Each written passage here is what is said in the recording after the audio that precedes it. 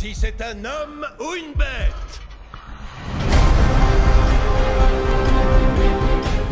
Guillermo del Toro, bien évidemment, quand j'entends le nom de ce réalisateur, je me sens obligé de voir le film qu'il propose. Alors comme vous pouvez le voir là, je suis très fan de Guillermo del Toro. Ces deux Hellboy, je les trouve très bons, même si j'ai une préférence pour le premier. Son Pacific Rim est génial, ça m'a donné envie de me remettre au film de mecha, parce que Transformers m'avait enlevé cette envie, mais finalement Guillermo del Toro l'a ramené. Crimson Peak, une histoire avec un peu d'horreur efficace, les fantômes arrivent toujours à me surprendre même encore aujourd'hui. Les Chines du Diable, je l'ai pas vu en entier encore, je vais essayer de rattraper ça, mais pour le moment, c'est pas trop possible vu que j'ai pas beaucoup de temps. Mais en attendant, quand j'ai entendu parler de Nightmare Alley, qu'il sortait en Amérique fin 2021, j'étais impatient de découvrir ce que ça allait donner chez nous, et puis j'ai appris qu'il avait bidé en Amérique. Sûrement à cause d'un film de super-héros qui a volé toute la vedette, mais bon passons, c'est un détail pour certains après tout.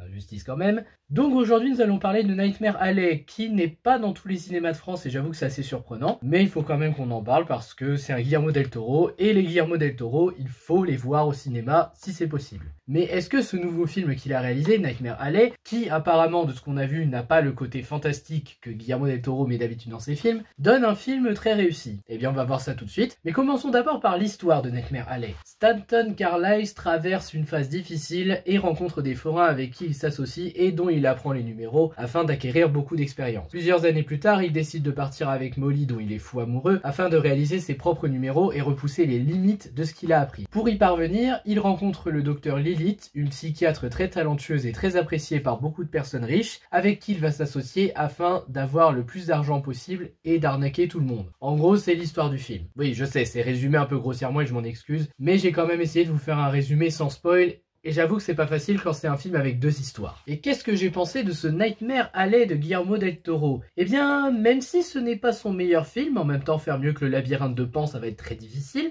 je dois reconnaître que j'ai passé un très bon moment et qu'encore une fois, Guillermo del Toro a su faire un très bon film très travaillé. Pas parfait, bien sûr, il y a des défauts sur lesquels on va revenir, mais dans la majorité, et peut-être parce que je suis un grand fan de Guillermo del Toro et de tout ce qu'il fait en film, j'ai vraiment passé un très bon moment. Je trouve les personnages très bien développés, la mise en scène est toujours aussi soignée, il y a beaucoup de choses intéressantes dans ce film. Mais bon, comme je l'ai dit, commençons par le négatif, histoire d'être fixé. Dans le négatif, je commencerai par parler d'une relation qui, pour ma part, ne fonctionne pas, à savoir Zina et Stan. C'est-à-dire que Stan, quand il arrive à la fête foraine, Zina, on a l'impression qu'elle est amoureuse de lui, ou alors qu'elle veut un peu s'amuser alors qu'elle est mariée, et c'est une relation qui marche pas parce que c'est juste dans cette scène, et après, il n'y a plus rien entre eux. Il y a peut-être au pire un moment de complicité avant que Stan ne parte, mais en dehors de ça, on n'a pas l'impression d'avoir vu une véritable relation. Et c'est assez inédit parce que sur l'affiche, il y a les trois femmes, donc tu te dis que les trois femmes vont jouer un rôle important. Et au final, non, c'est surtout Lilith, la psychiatre, et sa femme Molly qui vont jouer un rôle dans les relations de Stan. Mais Zina, malheureusement, en termes de relations, attention, hein, sinon le personnage en lui-même se tient, mais en termes de relations, je trouve que ça ne marche pas. Ou alors, fallait l'exploiter un peu plus. Limite faire une histoire de jalousie de Zina par rapport au fait que Stan se rapproche de Molly. Mais là, la relation, je trouve qu'elle ne marche pas. Si c'est vraiment une relation. Concernant la fin, elle n'est pas mauvaise. Je trouve même que c'est une très bonne fin qui correspond bien à tout ce que Stan a traversé et avec ce qu'il a cherché. Cependant, j'ai juste une petite question à me poser sur la fin. Que devient Molly ? Je sais que c'est un détail et que certains vont me dire « Oh mais c'est pas important ». Bah si, parce que quand on sait ce que sont devenus les forains du début, on a envie de se poser la question « Qu'est-ce qui est devenu Molly ?» C'est un détail bien sûr, et je n'en veux pas à Guillermo del Toro pour ça, voire même au scénariste, mais quand même, j'aurais bien aimé savoir ce que devient Molly. Un autre défaut que je citerai, c'est l'espèce d'effet de flamme du flashback de Stan, parce qu'en fait, Stan, des fois, il a un flashback où il se revoit avec son père, et avant qu'on le voit avec son père, ou avant qu'on le voit dans cette fameuse maison du tout début, où on le voyait traîner un corps, ce qui est étrange, c'est qu'on a un effet de flamme inversé, c'est-à-dire que les flammes, on n'a pas l'impression qu'elles brûlent normalement, mais on a l'impression qu'elles brûlent à l'envers. C'est-à-dire que le feu, il a plus l'air de rentrer que de sortir. Ou alors, vraiment, j'ai un problème avec mes yeux, c'est pas impossible non plus. Mais j'ai eu cette impression et ça fait bizarre. Je comprends ce qu'il voulait dire en mettant ce genre de plan, mais je sais pas, je trouve que c'est un effet quand même un peu bizarre. Aussi, le résumé de l'histoire, c'est surtout la deuxième partie avec le docteur Lilith et les arnaques, mais la première partie de l'histoire, même si je l'aime bien, elle est quand même assez longue. Je vous assure qu'elle prend pas mal de temps, voire peut-être un peu trop. De l'autre côté, il fallait bien qu'on connaisse les personnages, qu'on comprenne bien les combines, qu'on comprenne aussi comment Stan apprend de ses combines, mais je sais pas, je trouve quand même que cette première partie est assez longue. Mais en même temps, je me dis qu'en flashback, ça n'aurait peut-être pas marché, donc je comprends un peu le choix qui a été été fait de le raconter comme ça, la première partie et la deuxième partie. Mais quand même, la première partie vous semblera un peu longue si vous n'attendez que l'histoire principale de Stan qui fait équipe avec le Docteur Lilith pour soutirer de l'argent et faire croire à ces arnaques de revenants. Et sinon oui, comme je l'ai dit, le long métrage est assez long, ce qui est assez inédit parce que je ne trouve pas qu'il y ait une seule scène inutile, je trouve que toutes les scènes ont leur importance dans ce film, mais c'est vrai que ça paraît quand même un peu long. Et je dis ça alors qu'il y a des films longs que j'aime beaucoup, que ce soit 3h, 3h30, voire même 4h avec Justice League, souvenez-vous que j'avais adoré. Voilà, en défaut, j'ai rapidement fait le tour. Maintenant, on va parler du positif, et Dieu sait qu'il y en a. On va commencer par les personnages. On a d'abord Stan Carlisle, le personnage principal joué par Bradley Cooper. C'est un homme un peu perdu qui rencontre les forains, qui au début est attachant, mais en fait, plus on avance dans le long métrage et plus il veut faire des combines pour arnaquer les gens, plus on le déteste. Ce qui était un peu voulu, je pense, pour ce personnage. Malgré qu'il soit détestable, il est quand même très intéressant à suivre par rapport à ce qu'il a vécu dans le passé, de ce qu'il vit maintenant, et même de ce qu'il aimerait faire par rapport aux personnes riches dont il aimerait soutirer de l'argent avec l'aide du Docteur Lilith. C'est un détail bien sûr, mais je trouve que nous faire suivre un personnage détestable comme ça, c'est aussi intéressant. On est tellement habitué aux personnages attachants que ça change un peu, et évidemment personnage détestable dit conséquence. Après on a le Docteur Lilith joué par Cate Blanchett, qui est une psychiatre renommée qui a beaucoup de clients, des clients dont elle donne les informations à Stan afin qu'il puisse partager les parents d'eux, et c'est une femme qui trouve le cas de Stan fascinant parce qu'elle le trouve différent des autres hommes et elle a envie de l'étudier. C'est une malade. Pas totalement, disons que c'est une femme très manipulatrice et très douée dans la manipulation, surtout que elle est beaucoup plus maligne qu'elle en a l'air. Vaut mieux éviter de la sous-estimer. On se demande même avec Stan justement, c'est en ça que leur relation est intéressante, qui a l'avantage sur l'autre. Parce qu'on croit que Stan a l'avantage et puis finalement c'est peut-être Lilith et peut-être que c'est Stan et peut-être que c'est Lilith. On ne sait pas, mais en tout cas on sent que c'est une relation du qui a l'emprise de l'autre. Pour une psychiatre, elle est très douée. Je pense même que c'est un des meilleurs personnages du film, tout en étant la plus redoutable. Il ne faut vraiment pas la sous-estimer. D'ailleurs, elle s'appelle Lilith. Lilith liée à une démone des enfers. Donc je crois que c'est pas un hasard si elle s'appelle Lilith. Et que les choses se soient passées ainsi, mais encore une fois, partie spoil.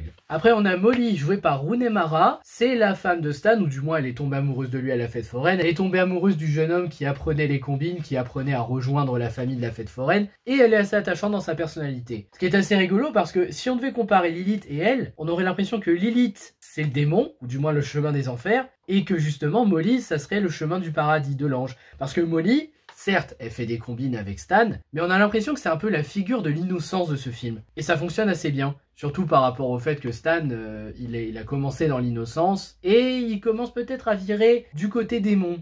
En attendant, Molly, c'est un personnage que j'aime bien, elle est vraiment très attachante, voire la plus attachante du long métrage. Et on comprend pourquoi elle est tombée amoureuse de Stan, il est jeune, il est beau, il est innocent, il y a des choses comme ça arrive, et puis Molly, elle est quand même assez jeune, c'était la plus jeune de la fête foraine, il me semble, donc il est un peu normal qu'elle soit tombée amoureuse de lui, elle avait envie de croire en ses rêves. Mais les rêves, ça se passe pas toujours comme prévu. Après, on a Clem, joué par Willem Dafoe, c'est un forain qui s'occupe d'un homme qui est considéré comme une bête, qui est mis en cage, et c'est un peu l'artiste qui exploite ces animaux, si on peut dire comme ça. Parce qu'il considère l'homme qu'il a en cage comme un animal, pour lui c'est juste un moyen de gagner ses sous, et c'est tout. C'est un enfoiré, mais c'est un enfoiré qui marche bien et qui a certaines combines qui fonctionnent, et quand on apprend à le connaître, il est assez détestable, oui, mais on a envie de savoir pourquoi il est devenu comme ça. En tout cas, il a beau être détestable, faut avouer qu'il a des méthodes très efficaces, sachant que ce long métrage se passe dans les années 30. Après, on a Zina, jouée par Toni Collette. Alors elle, c'est une fausse voyante qui fait croire qu'elle a des pouvoirs. D'ailleurs, la manière dont elle le fait croire, c'est génial. Je pensais pas que c'était comme ça. Et c'est une voyante qui était amoureuse de Stan, ou du moins qui donnait l'impression la première fois, mais qui est un peu plus comme une mère qui arriverait à prendre soin de Stan, jusqu'à ce qu'il puisse voler de ses propres ailes en fonction de ce qu'il apprend avec les arnaques des forains. C'est un détail, mais je trouve que Zina est quand même un personnage attachant par rapport à ça. Encore une fois, le seul problème avec ce personnage, c'est sa relation avec Stan qui fonctionne pas vraiment au début. En dehors de ça, elle est très douée, c'est une fausse voyante qui fonctionne très très bien et qui arrive à faire croire sans problème qu'elle arrive à lire dans la mémoire des gens, ou du moins à comprendre ce qu'ils ressentent. Ensuite, on a Ezra Grindle, joué par Richard Jenkins, j'espère que je le prononce bien. C'est un homme riche, fortuné, qui est en manque de sa femme depuis des années, qui aimerait la retrouver par tous les moyens, quitte à la voir en fantôme, et il espère que Stan arrivera à faire ça quand il entend parler de ses fameux pouvoirs, de ses fameux numéros avec tout le monde, sauf que c'est aussi l'homme le plus détestable et horrible qui ait jamais existé. Parce qu'en fait, depuis qu'il a perdu sa femme, il a fait des choses vraiment affreuses à d'autres personnes, et c'est un homme qui est hors de contrôle. Donc c'est ça qui est assez drôle, c'est que Stan était persuadé qu'il aurait le contrôle, et finalement, avec lui, non. Il y a un moment, tu perds le contrôle et ça se voit avec lui. En attendant, c'est un homme détestable mais qui fonctionne bien pour faire avancer les choses et faire comprendre à Stan la limite d'abuser de ce numéro. Après on a Bruno joué par Ron Perlman, oui Ron Perlman qu'on voit dans pratiquement tous les films de Guillermo del Toro, je crois que c'est son acteur fétiche. C'est le chef des forains, c'est lui qui prend soin de ses forains comme de sa famille, qui fait de son mieux pour veiller sur eux, pour s'occuper d'eux, notamment de Molly qu'il voit comme sa propre fille et dont il a promis au père de veiller sur elle. Et il n'y a pas grand chose à dire sur lui. Bruno est pas vraiment détestable, c'est juste un père très protecteur avec Molly, pour des raisons compréhensibles. Surtout qu'il connaît pas Stan et qu'il a pas envie de lui faire confiance, parce que c'est un nouveau venu. On peut le comprendre. Donc oui, Bruno, je trouve qu'il fonctionne aussi. C'est un petit personnage, mais qui fonctionne. Et enfin, Pete, joué par David Strathairn, je le prononce probablement pas bien, je suis désolé. C'est un homme marié à Zina, mais qui a un gros problème d'addiction avec l'alcool, qui essaye de soigner, mais qui n'y arrive jamais. Et c'est un bon illusionniste qui apprend des choses à Stan. Voilà. Mais il est attachant dans sa personnalité, malgré son problème d'alcool. Il fait de la peine quand on le voit. Concernant la construction du long métrage, malgré que je trouve que la première partie prenne un petit peu trop de place, il faut quand même admettre que la construction est très travaillée. C'est-à-dire qu'on a une première partie qui présente vraiment les personnages, y compris Stan, qu'il fait évoluer d'une certaine manière, puis dans la deuxième partie, Stan évolue d'une autre manière, avec un nouvel environnement, avec des nouvelles rencontres, et de ce côté-là, c'est intéressant à tel point que, quand on voit qu'on dépasse les limites, ça a des conséquences. Mais je trouve qu'en tout cas, dans la construction,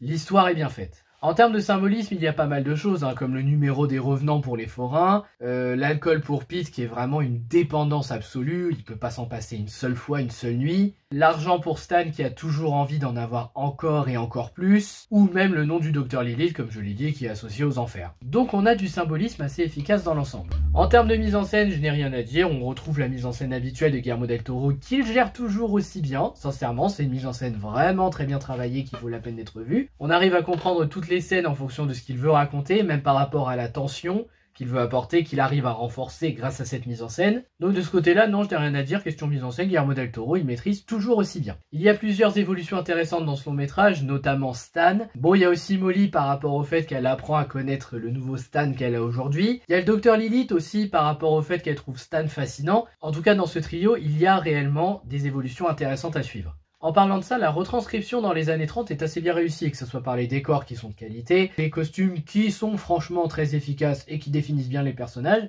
ou même par la photographie qui est très travaillée. D'ailleurs, il y a un énorme travail sur les lumières qui est très appréciable, ça renforce la mise en scène et la tension, c'est incroyable. L'inattendu fonctionne bien, la fin est un petit peu prévisible, mais en même temps c'était un peu mérité avec ce qui s'est passé. La tension est existante parce que même si on pense que Stan est un enfoiré, on arrive quand même à avoir peur pour lui dans certaines scènes, et je dis bien certaines. Les musiques sont magnifiques, vraiment j'ai rien à redire sur les musiques, et le jeu d'acteur est très efficace, quel que soit l'acteur concerné, mais en même temps vu le casting qu'on a, c'est pas étonnant. Et Cate Blanchett pour moi c'est la meilleure actrice de ce long métrage, de très loin. Partie spoil, on va d'abord parler de la fin du long métrage. Alors en fait, il faut savoir que pendant tout le film, on nous répète qu'il ne faut pas faire le numéro des revenants parce que c'est un numéro hors de contrôle, c'est un numéro qui va trop loin, que même les forains du début ne maîtrisent pas, et donc ils disent souvent à Stan, surtout quand il le revoit dans la deuxième partie, surtout ne fais pas le numéro des revenants. Le problème c'est que Stan le fait à tel point qu'il en abuse, et qu'en effet les conséquences se font sentir dans la toute dernière partie. Stan fait le numéro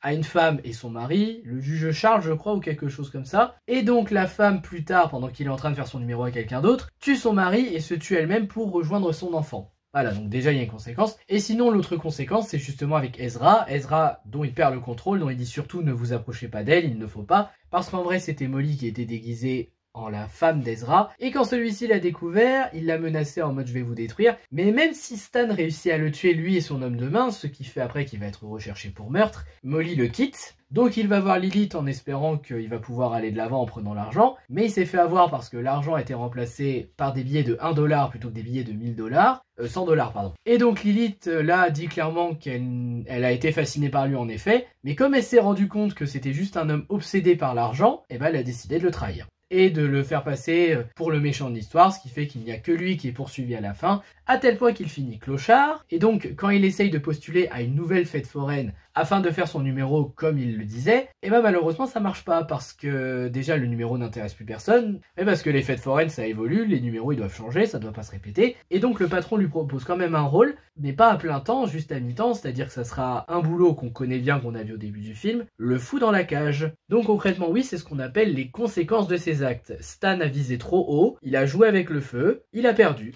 Bon, encore une fois, on sait pas ce que devient Molly, c'est regrettable, mais lui, on sait ce qu'il va devenir, et à mon avis, il va mourir dans d'atroces souffrances. Mais en tout cas, c'est une fin logique. Après tout ce qu'il a fait, il fallait que ça se termine mal pour lui. Il ne méritait pas de s'en sortir. Il n'a pas changé pour devenir meilleur, il a changé pour devenir pire.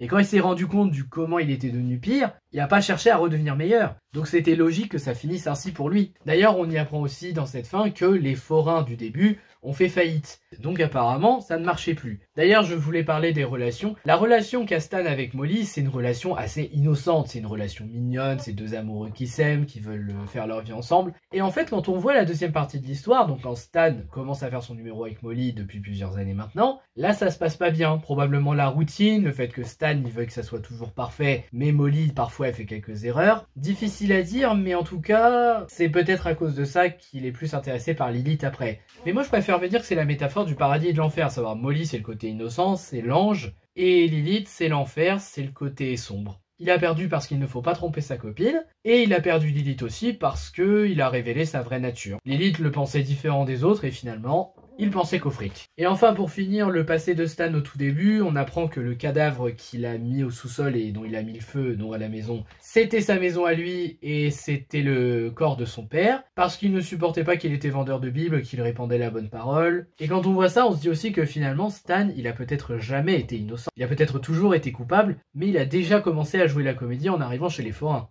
Voilà, je pense que j'ai pas grand chose à ajouter sur Nightmare Alley, donc le bilan, franchement je le redis, c'était très très bon, j'ai beaucoup aimé le film. C'est pas le meilleur Del Toro, je pense que je préfère les 4 qui sont là, quoique Crimson Peak j'hésite un peu mais sinon le reste oui. Mais malgré ça c'est quand même un très bon film que je recommande à ceux qui sont curieux, qui aiment Guillermo Del Toro, qui aime sa mise en scène et son esthétique. Par contre, si vous vouliez juste voir un nouveau film de Guillermo Del Toro avec des créatures fantastiques assez réalistes, là vous n'en verrez pas. Mais si vous voulez tenter le coup, allez-y quand même, c'est un très bon Guillermo Del Toro, même si ça change de son habituel registre, ça fonctionne. Donc oui, pour ma part, j'ai passé un très bon moment, j'ai beaucoup aimé l'apprécier au cinéma, même si j'ai dû faire pas mal de chemin pour le voir, et je regrette qu'il ait bidé en Amérique parce que sincèrement, il mérite plus de succès que ça. Voilà, c'était mon avis sur Nightmare Alley de Guillermo Del Toro, j'espère que ça vous aura intéressé, n'hésitez pas à liker, à partager, à vous abonner, et à me dire dans les commentaires ce que vous avez pensé du film, et je vous dis à bientôt pour une prochaine vidéo. Ciao!